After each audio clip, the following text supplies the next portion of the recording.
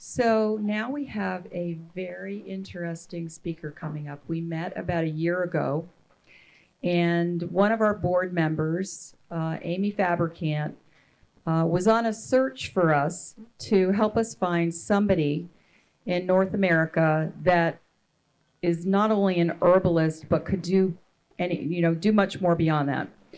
We lost Dr. Wong last year, and I know he was a resource for everybody, but we have another amazing resource for herbs. And I want to bring up Dr. Petra Sovcov. She is from Canada. Oh, Canada. And she has helped so many people already. We have transitioned a lot of Dr. Wong's patients into her hands. She has graciously gone through their files and done interviews with them and really jumped in. And it's really hard to do that because the patient, gets used to someone else's style. And then, you come on board with someone new, and you have just been amazing to everyone. They've called us and told us how much you've helped them. And I know you've also helped Joanna very much. So, and helped me to get this big task accomplished. So thank you so much for that. We love you, and I'm going to give it to you now. Thank you so much. I've been greeted with such incredible warmth and compassion since coming here. So I kind of regret what I'm about to say, and that, I come from British Columbia, Canada, the country with far superior hockey. Ha ha ha. I couldn't help myself. I'm sorry. I had to. The mic. Oh, Petra, the mic. Okay. I'll treat it like karaoke. All right, so before I start, I want to introduce you to the concept of herbal medicine. And a lot of times in modern herbal medicine, we think of things that you buy in a bottle. We think about plant-based constituents that are pulled out of the plant, like curcumin, which is a anti-inflammatory constituent of turmeric. We hear about this all the time. Take curcumin, it's gonna cure everything. Okay? But before I go really into what I want to say today, I want you to think of a new concept of herbal medicine. And that is an ancient concept of herbal medicine, which is whole living plants, whole living plant constituents for whole living people.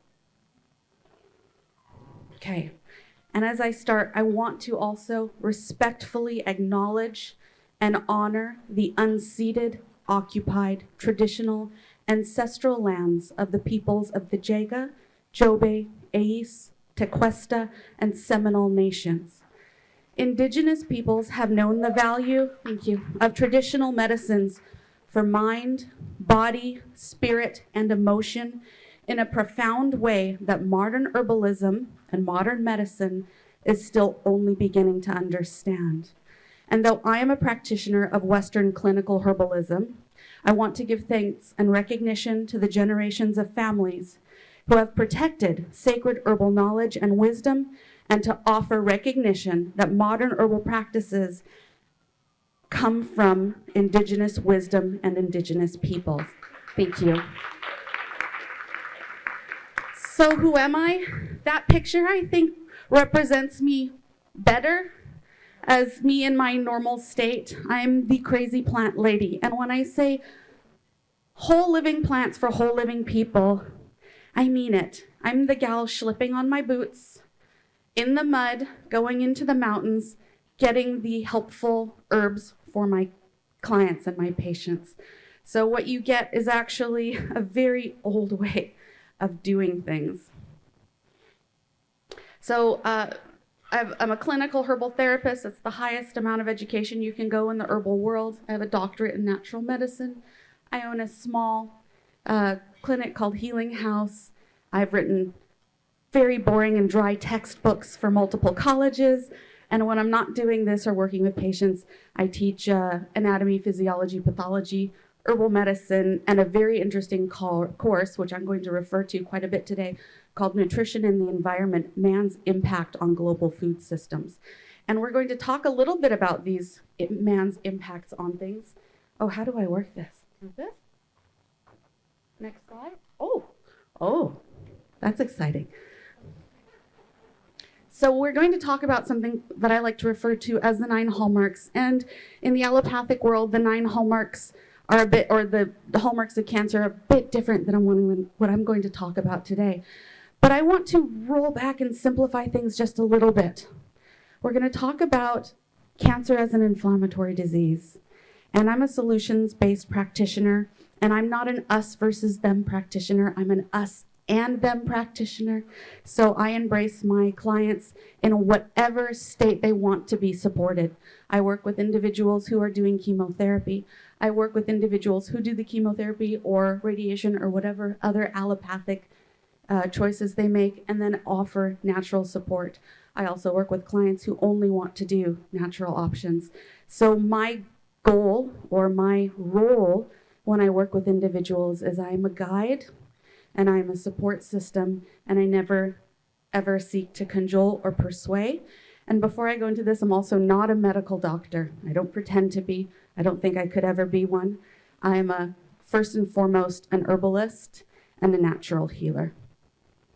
So we're going to talk about herbal medicine as well, and I'm also going to introduce you to the role of herbal medicine in cancer care and how herbal medicine can help and support an individual. And I'm also going to visit one of my client case studies from a client who had multiple myeloma. So if we're talking about cancer, we need to go back to inflammation. Whether we are allopathic or natural in our approach, we all agree that cancer is an inflammatory disease, right? And of course, I wrote down, the big description of inflammation. But what I want you to understand when it comes to inflammation and cancer, inflammation is the body's response to injury. So if we're looking at cancer in this light as an inflammatory disease and the body's response to injury, where are these injuries potentially coming from? And Amy is yelling at me. Amy's on my board of directors with Herbalists Without Borders, so she's allowed to yell at me in public. So how does inflammation play a part in cancer formation? Well, in chronic inflammation, and it helps if there we go, I'm juggling too many things, just like the last gal. The inflammation process may begin even if there's no apparent physical injury. And when I talk about the 9 hallmarks, many of these things are not physical injuries. It's not like, boom, fall down, oh, sorry, you got cancer. That's not how this works.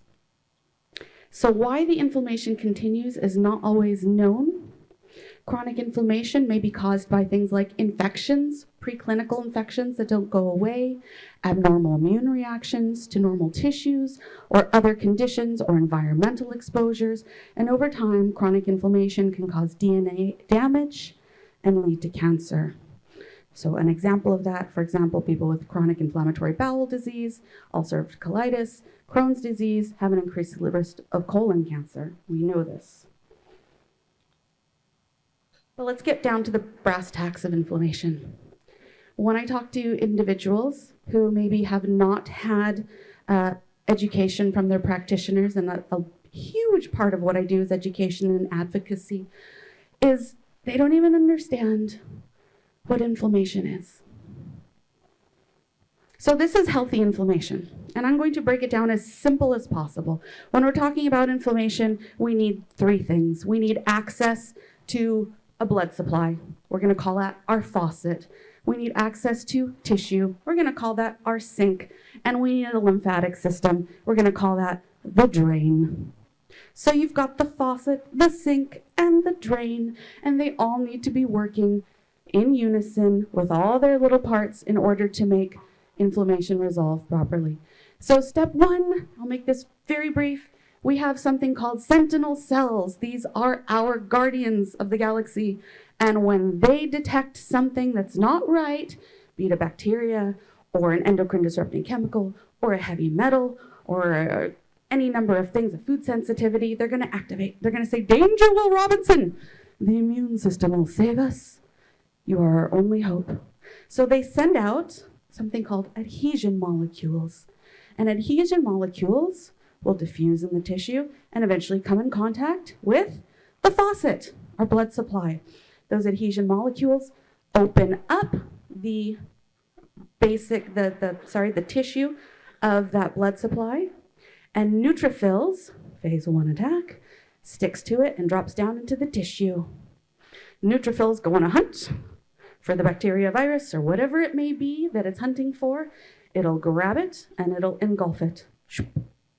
We are now safely protected by the neutrophil. Now what do we do? Okay, we're going to send out some really interesting messengers and ask for monocytes to escort us out of the building. Okay, so your monocytes, the neutrophils, send out messengers, things like NF-kappa B. These are pro-inflammatory messengers. But in this situation, we're not talking about chronic inflammation. Super helpful because we need it. Your monocyte comes, your big bodyguard, grabs up the neutrophil in something called phagocytosis, exits the building via the lymph system. Inflammation is resolved. This is healthy, resolvable inflammation. So what happens when shapoopy hits the fan? My student said, "Are you going to swear like you swear in class?" And I said, "I really want to." And then I looked at all of the beautiful, very professional people, and I thought, I better not. All right, so let's go back to stage 1, stage 2. We've got our adhesion molecules, our sentinel cells, we've got our neutrophils, grabs onto the gunky stuff, sends out the messengers for the monocytes, "Please escort me out of the building because I have a time limit and I'm going to explode. And I'm going to dump all the stuff that I'm holding on to back into the tissue. And then I'm going to have to call for more monocytes. And if there's not enough monocytes to come get all that kind of stuff, and as neutrophils are also coming in to grab up the spill from this neutrophil that exploded, we end up in a state of something called immune exhaustion. And when we have enough of this, we get chronic inflammation. And when we have enough neutrophils exploding and leaking their crap everywhere, we have something called cellular necrosis. And this is a bad place to be. So in chronic inflammation, messengers cannot summon monocytes fast enough.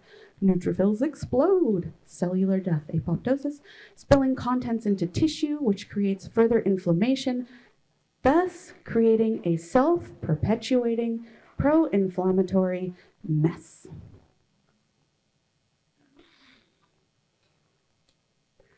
Now, just because you have chronic inflammation doesn't necessarily mean you're going to have cancer. You have an entire bingo card of inflammatory diseases that you can choose from. So what are these things that can contribute to chronic inflammation?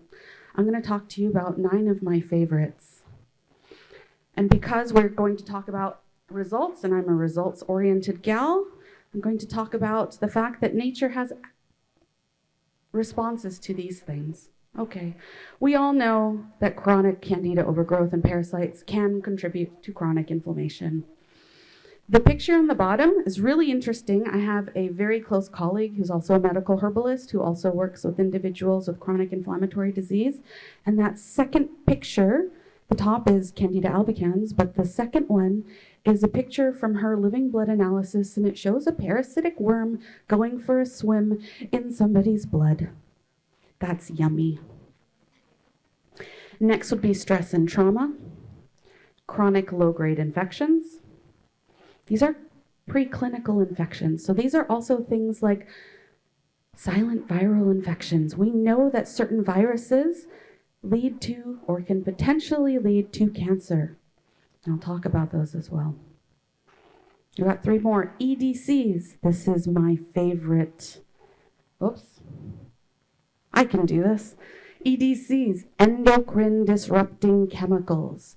Western culture is bathed in endocrine disrupting chemicals. Heavy metals, enzyme deficiencies. And when I'm talking about enzyme deficiencies, I'm not talking about your beautiful, lovely, fluffy digestive enzymes. I'm talking about the enzymes that are responsible for DNA repair, the catalysts and the checkpoints for cellular mitosis, the big guys that we need in order to stay healthy. Chronic sensitivities. These are like food sensitivities, environmental sensitivities. Things like leaky gut and nutritional deficiencies. Our food is not the food of our grandparents. Our food is not the food of our great-grandparents. The soil health in North America, now I don't want to get murdered by the agricultural industry, but the amount of endocrine disrupting chemicals, herbicides and pesticides that have been put into our soil is staggering. We don't know a lot about the long-term effects of these things, but we do know that with long-term use, they create nutritional deficiencies in our plants. And when we have nutritional deficiencies in our plants, the base of our food system, we have nutritional deficiencies in me and also in you. And nutrition is the building blocks of all health. So let's go talk about those candida and parasites. So I want you to think about cancer for now, whether you agree or disagree, as an inflammatory injury. So candida can stimulate the immune system to produce inflammatory cytokines, which over time can promote cell proliferation and tumor development.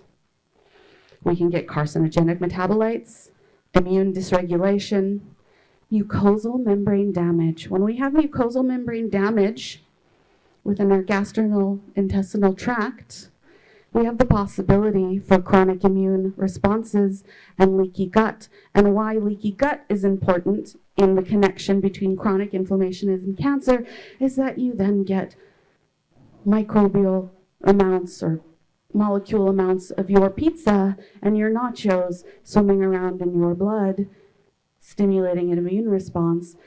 And also if you're eating poo-poo caca, the sugar, the North American sugar diet, gluten, dairy, processed foods, and sugars, you're eating the inflammatory diet. Okay?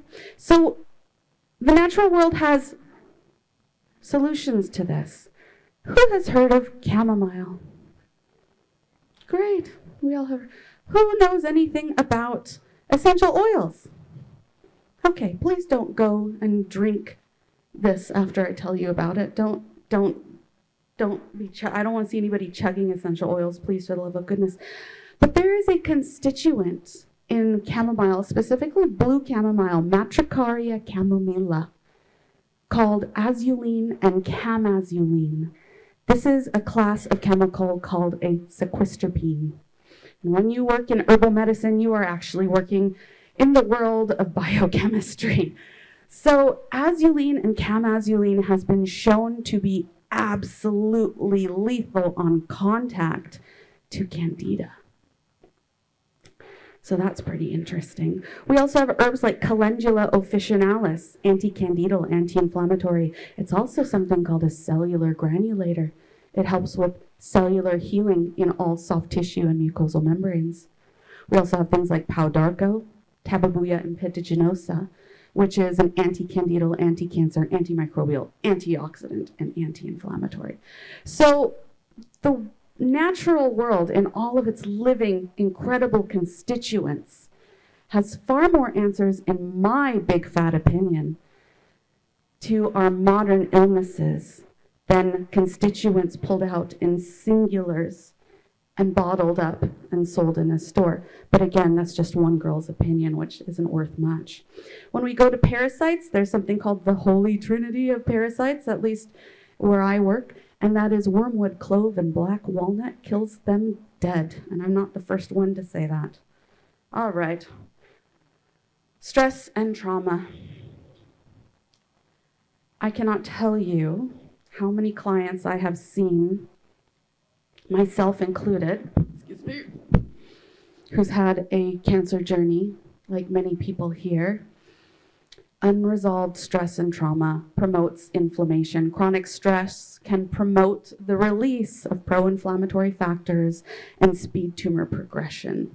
Some of these inflammatory cytokines, NF-kappa B, interleukin-1, interleukin-6, TNF, IFNG, and CRP, your C-reactive protein.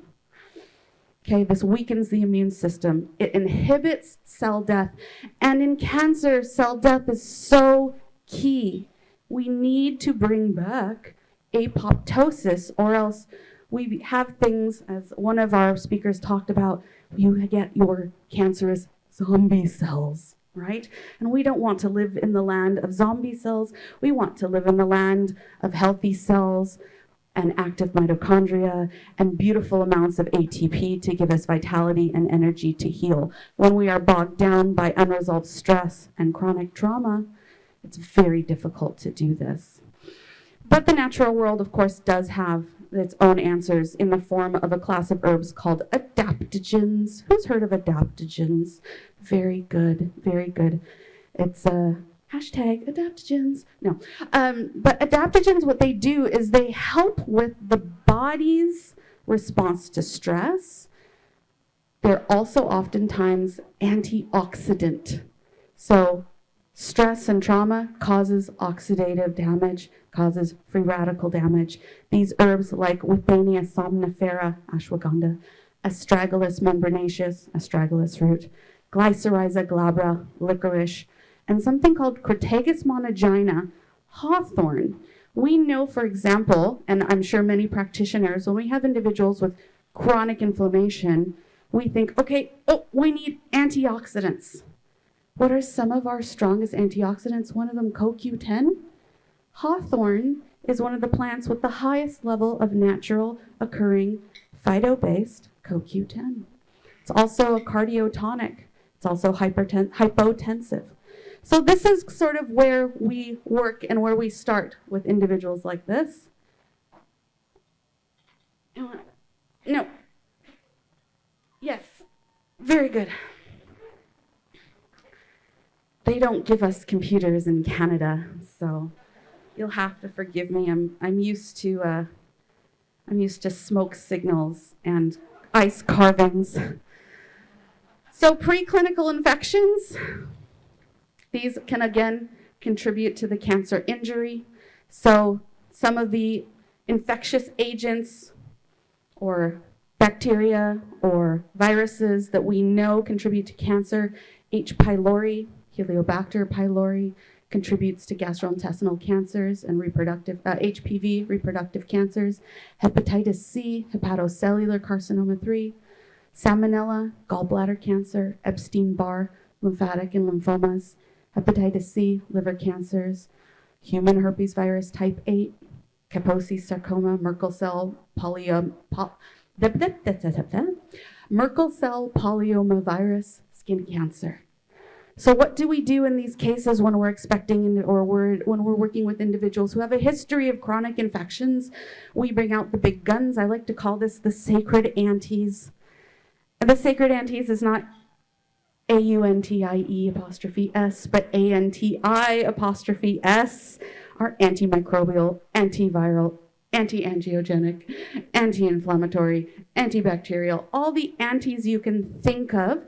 A lot of these herbs also fall into a class of something called berberine class herbs. Who's heard of berberine? You can buy it in a bottle. It comes from plants. Berberine is a living constituent, along with thousands of other constituents and buffers and things available to us in living plants. Things like Hydrastis canadensis, golden seal. Please, if you use golden seal, please recognize that it is almost decimated in the wild. So if you're using it, if you need it, use what you need and order it from an organic farmer, not a wild crafter. We want it to be available for generations to come. Berberis vulgaris, barberry, Mahonia aquifolium, Oregon grape root. Oregon grape is very interesting, very special to me. I'm called to this plant.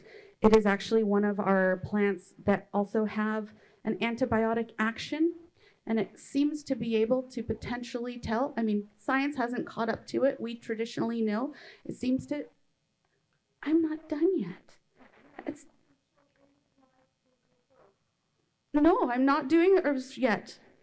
I'm talking about them. Then I'll show slides for the herbs. Okay. Thank you. I'm glad you're excited. So Mahonia aquifolia seems to be able to somehow magically tell the difference between good bacteria and invasive bacteria in the gut. Science doesn't know how or why. We haven't caught up to the natural world just yet.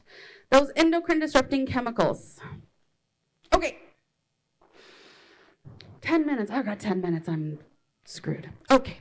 So we'll do this, we'll flash through the rest, and then we'll talk about the herbs. So the moms don't kill me. So endocrine disrupting chemicals, in my opinion, this is the top, how do I dare say this? The top issue with hormone-based cancers.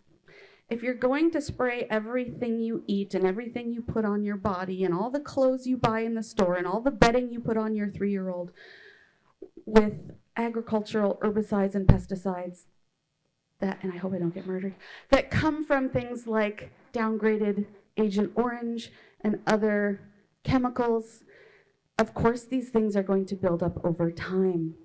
Endocrine disrupting chemicals are fat soluble. What does that mean?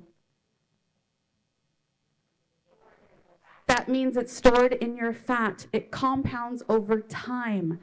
So it's not the fact that you're eating the non-organic banana for breakfast. It's the fact that these endocrine disruptors, whether they're in plastics, in your clothes, in your agriculture, in your hair care products, in your personal care products, in your dental stuff, in your vaccines, in your pharmaceuticals, it's about it building up over time, day after day, week after week, month after month, year after year, decade after decade, until you reach health crisis. Heavy metals, enzyme deficiencies. Again, these are enzyme repair deficiencies, chronic sensitivities, leaky gut, nutritional deficiencies. Herbal medicine. I want you to realize that with herbal medicine, it spans all times, all cultures. Not one single people's has the patent on herbal medicine. This is truly the people's medicine. Okay? So if someone's saying, oh, this one's better than this and this one's better than that,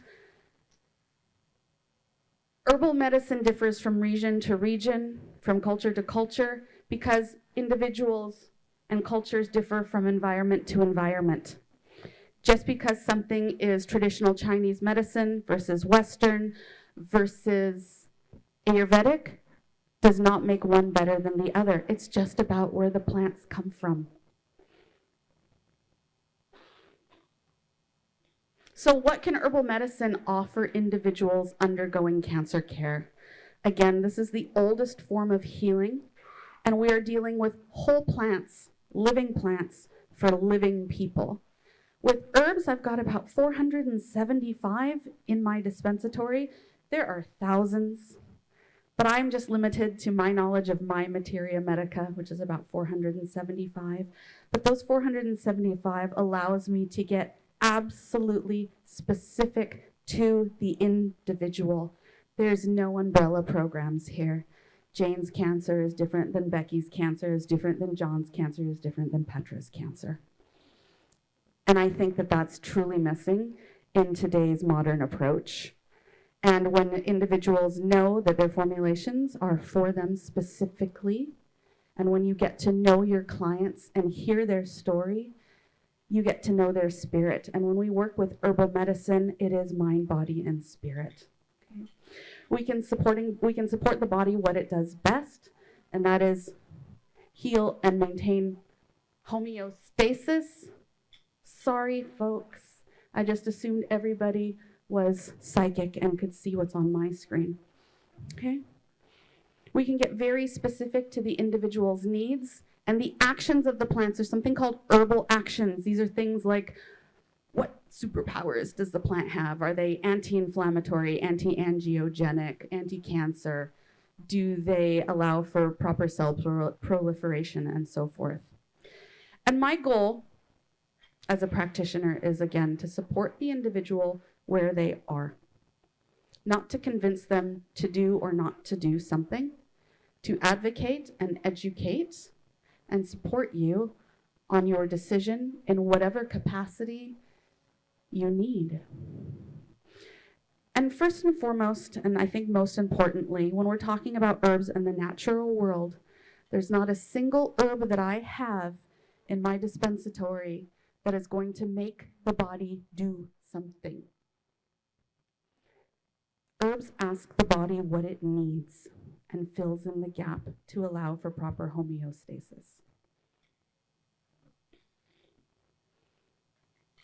Okay, so what do? We identify the inflammatory injury, build up, activate, and detoxify if we have time to do so. If I can get my individual client starting from a place where they're feeling better, where they have more vitality, where digestive tract is working more efficiently, then I am in a place where I can start working on the major issue. Sometimes we don't have that option. Sometimes we don't have the time. Sometimes we have to jump in and I have to gently say, I'm sorry, what I'm going to do is going to make you feel like absolute crap for a few weeks. But then you're probably going to feel a bit better. Okay? We fill in the blanks. We pulse and retest. If we're working with toxic botanicals, which I often do when I work with individuals who have cancer, is we do short pulses and we retest. And we pulse and retest. Generally, these pulses are 21 to 30 days, and then you take a break because we don't want the cancer getting hip to what I'm doing. We're oftentimes switching formulations, A, B, C, A, B, C. Maintenance, God willing, and those first 5 years post-cancer, I call these the tender years. In my opinion, if we're going to see a relapse, we're going to see it in the first 5 years. And if we don't get rid of the quote-unquote inflammatory cancer injury, whether it's 1 to 9 or others, then we have a higher potential for reinfection.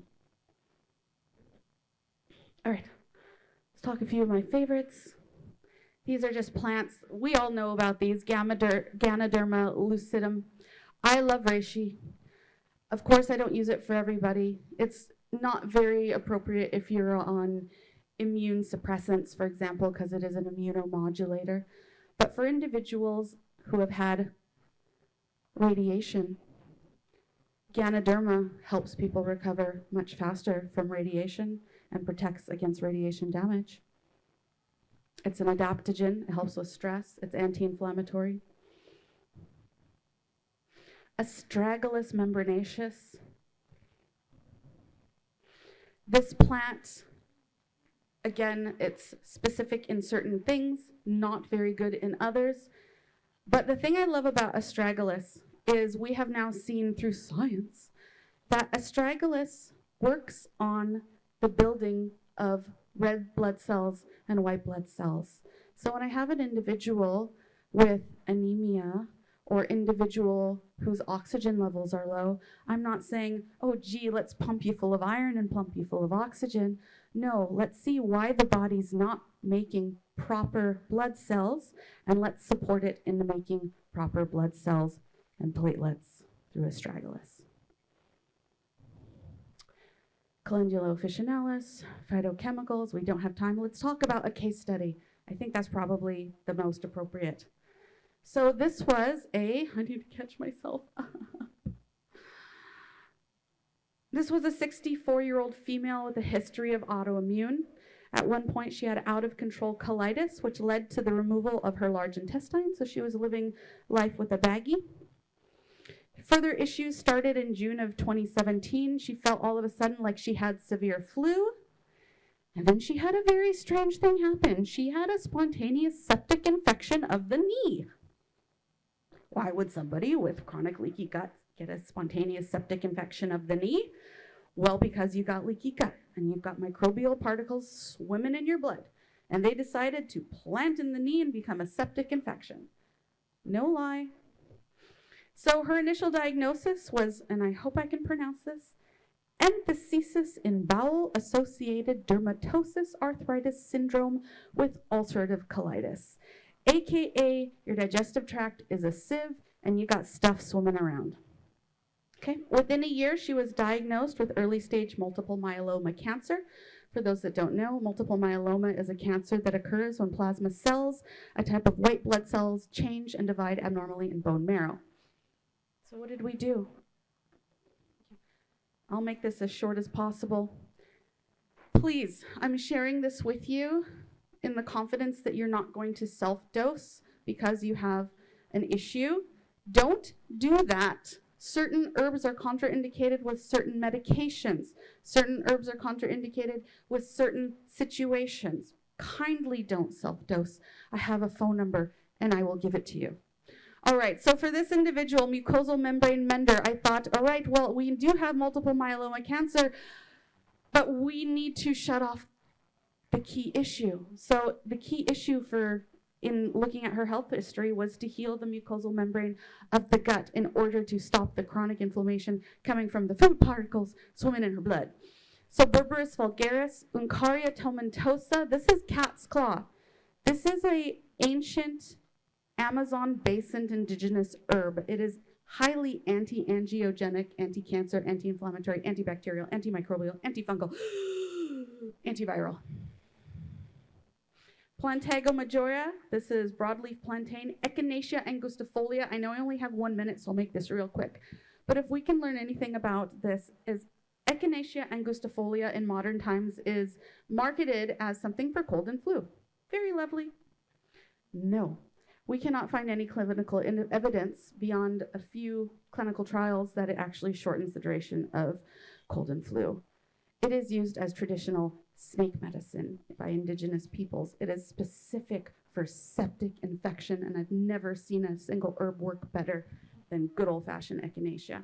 So I give her Echinacea angustifolia, and there's 3 types of echinacea, and it's the angustifolia you want for septic infection.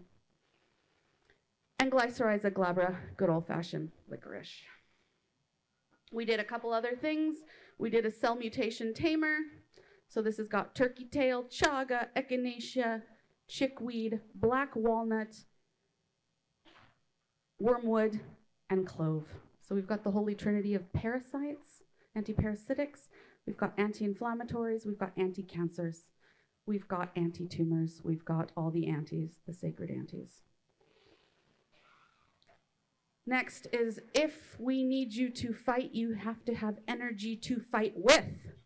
So we need to support the detoxification organ. We need to make sure that phase 1, 2 detox are supported. And we need to bring up vital energy levels. So that's why you see here a lot of adaptogens, nervous system stimulants, anti-inflammatories. Schisandra chinense, it's a sacred herb used in TCM, traditional Chinese medicine, also known as 7-flavored fruit.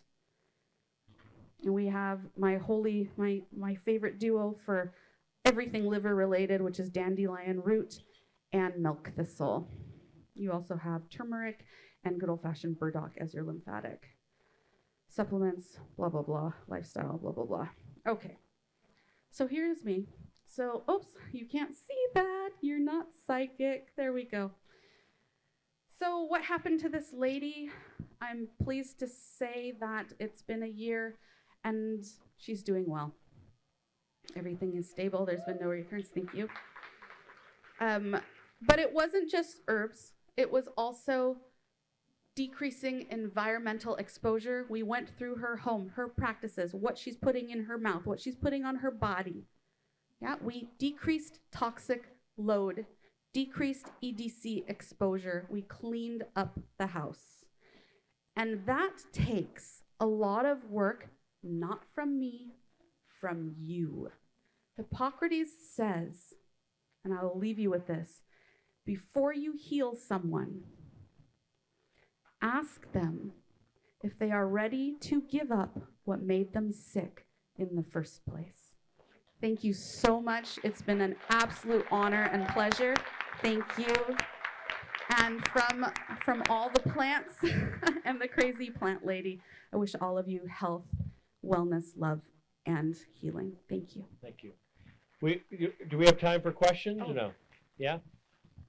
Thank you for that. Do you incorporate oregano oil in your practice? What? Oregano oil? Oregano oil? Yeah. So it's antimicrobial. It's deadly against candida. Yeah. Yeah, we can use it. Hello.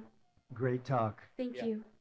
My question is two parts. One, have you ever heard of amla and do you use it? And the second is, what is the best form in your opinion, or does it change? Like powder, alcohol-based, raw herbs? What It is the depends best on the form? individual. So the first herb that you spoke, I didn't hear. Amla, Amla. Indian gooseberries. Oh, I've not worked with it before, but now I'm going to have to educate myself on it. Okay. Thank you. So as far as the types, so herbal medicine comes in so many different forms, and depending on the plant and its constituents, some plants are water soluble, so they want to be in a tea. Some plants, the constituents are more powerful if they're extracted with alcohol. Some can be done through glycerites. Some are inhalants. Some are suppositories.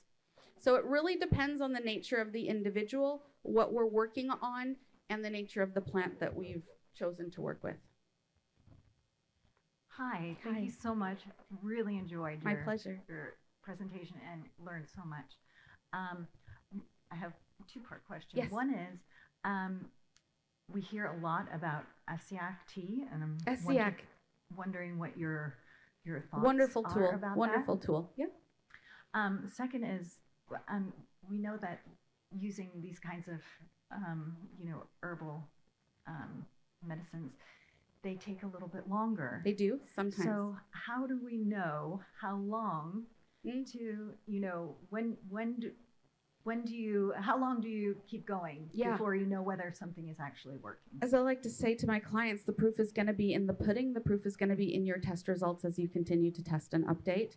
The first round that I suggest to my clients to then go back to talk to their medical team is usually 30 to 90 days. So, however, yes, some of them take longer to work, but for symptomatic relief, we can usually get someone feeling better, more energized, bringing up quality of life much faster than 30 to 90 days when we're looking at the potential for breaking apart tumors or shutting off blood supply to tumors, which potentially takes longer. So my goal is first to get the individual feeling better, more energetic, so they have the vitality to fight in the first place. Great. Thank you so much. Thank you very much. Hi, Gina. My question is very similar to John's. He asked about oil of oregano. My question is, do you incorporate black cumin seed oil? Yep. Nigella It's sativa? It's for the individual, for the situation, for the cancer, for the autoimmune, whatever it is. It will fully depend on what we're fighting and the reasoning behind using it. So, like I said earlier, everybody's formulation and everybody's plan is individual to that person. But yes, it's also in the arsenal.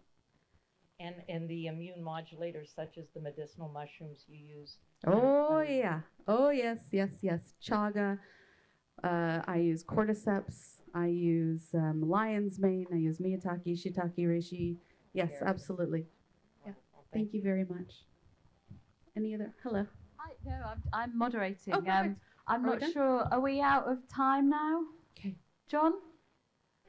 We've got 2 minutes, so we've got time for one more. Whoever wants to get up here quickly. Go. Do you know the Hoxie formulation, and have you ever worked with it? I've not. Okay. Do you want to tell That us was what it is? easy. All right. So if you'd like to speak with me, I will of course be in the hall just to the left of the doors, and I'd be happy to One quick talk. question. Oh, sorry. I have a tendency to get bladder infections, UTIs. Yes. What would you recommend? Because antibiotics has been the thing that have Yes. really worked for me. Yes. So, when it comes to things like UTIs, I would need just like any good practitioner, I know nothing about you other than the fact that you've now told me that you get chronic UTIs. I'm sorry. So, I can't make blanket statements. I would need to talk to you. But antimicrobials, antibacterials, antivirals, anti-inflammatories, the mucilaginous herbs for symptom relief, the antispasmodics for symptom relief. These are all the different class and actions that can be used in chronic UTIs. Also looking at the health history and figuring out why we keep getting them instead of just, I'm sorry, you keep getting UTIs, here's some herbs to fight a UTI. Okay. Thank you so much. Oh, sorry. Hello. Sorry, this is the question I seem to have to ask everyone. But do you have concerns about how these things interact with people's chemo, and how do you go about figuring out if it's safe to do? That's a wonderful question. So she asked, for those that didn't hear, she asked, how do you know what herbs are safe to use with chemotherapy? So there are some herbs that have no known contraindications with chemotherapy drugs. There are herbs that are known to have contraindications with chemotherapy drugs. The answer to the question is we don't use those. I find out what chemotherapy drugs you are using and work with the best possibility. Sometimes the best possibility is not doing any herbs during chemotherapy and bringing them before or after chemotherapy. My pleasure. All right. Thank you, everyone, so very much.